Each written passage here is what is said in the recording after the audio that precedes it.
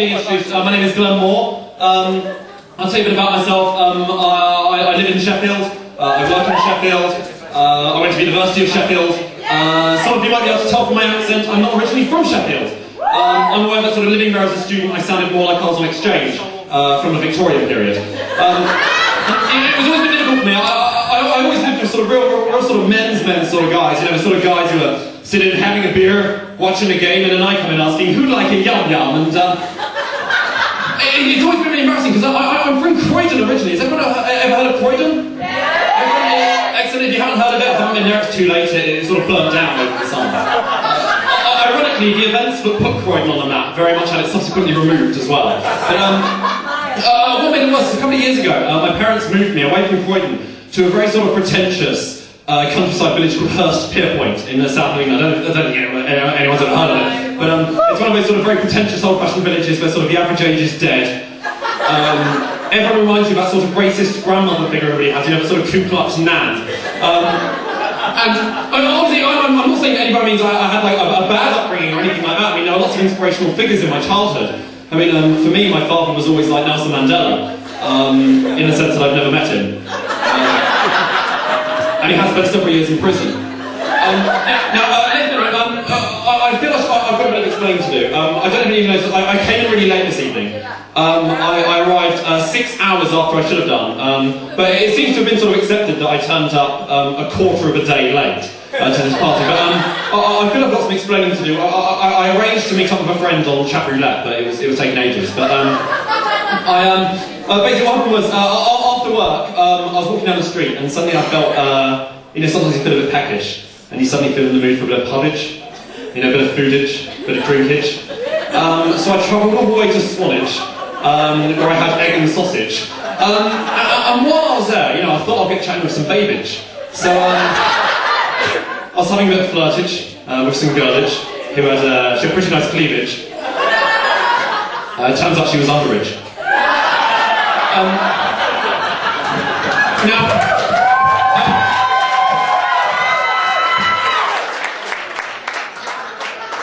No, that's illegal.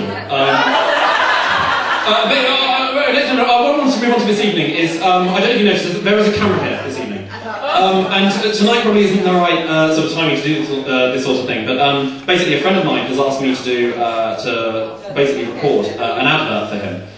For a shop he's opening up, and as I said, I realise this isn't the best opportunity to do it, but I'm on stage, I've got a microphone, there's a camera there, this is probably the best opportunity to sort of rehearse it. Basically, he's opening up a discount religious goods store, and he's asked me to advertise it. But the problem is, I've got to sort of get into character for it, and any sort of acting or anything like that, I get really, really horribly nervous. And so basically, I hope I'm not going to do this advert for you now.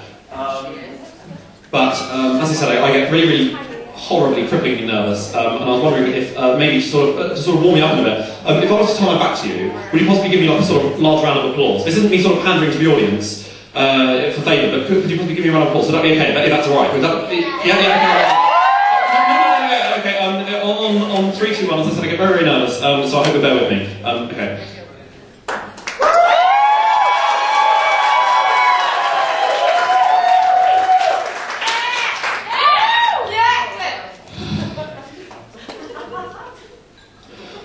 More tea, Vicar?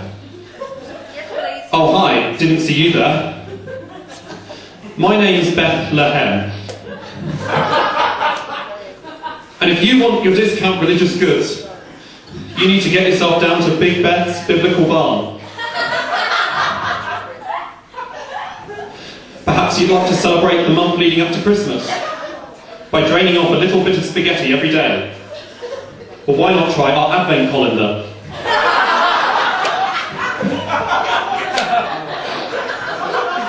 Here at Big Beth's Biblical Barn, we've got gold, frankincense, and more.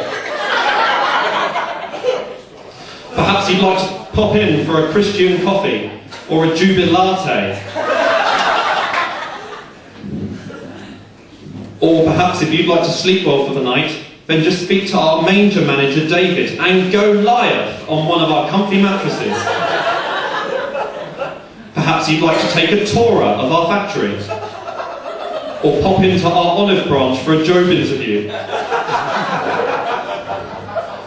We've got old and new testimonies from customers, like Jonah, who had a whale of a time.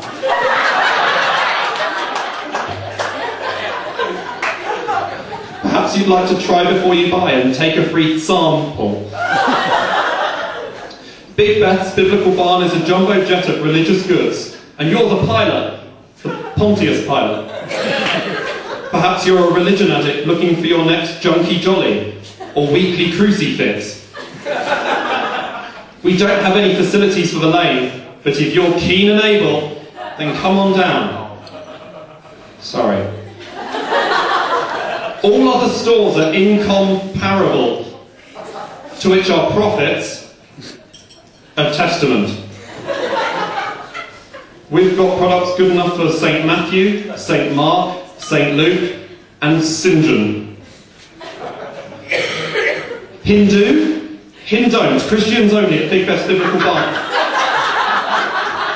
With all Jewish respect. Still don't believe we've got the best deals around? You shall deny me 3 times. Perhaps you'd like to check out our hygiene range. So whether it's a shower of Babel, or just thrush cream for your burning bush.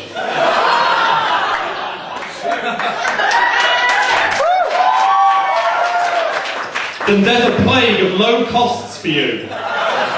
So what are you waiting for? The power of Christ compels you to come down. Thank you.